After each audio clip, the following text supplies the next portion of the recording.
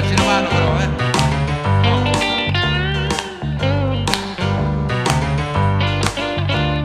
Tu, come ti chiami? Sei molto giovane, qual è la tua proposta?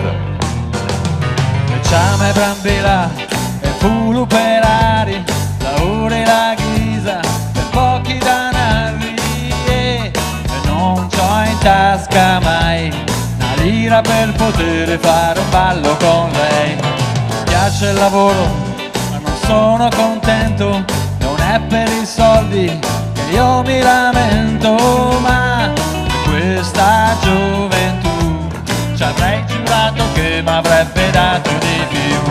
Mettete dei fiori nei vostri cannoni, perché non vogliamo mai nel cielo molecole malate, ma note musicali che formino gli accordi per una ballata di pace, di pace, di pace.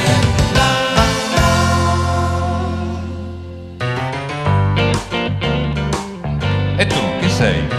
E non mi sembra che abiti che lamentarti tu, dai. Quanti anni hai poi?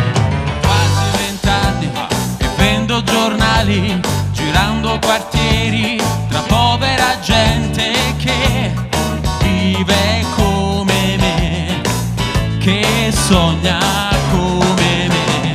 Io sono un pittore che non vende quadri, dipingo soltanto l'amore che vedo e alla società non chiedo che la mia libertà.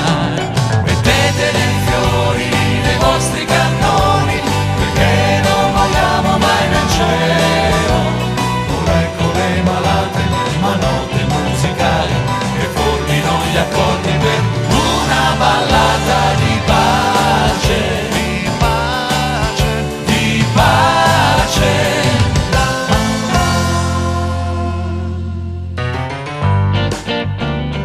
Ma tu chi sei? Ma mi sembra che abiti che lamentarti, ma che bello che sei. La mia famiglia è di gente bene, con mamma non parlo, col vecchio nemmeno. Lui mette le mie camicie e poi mi critica se vesto così.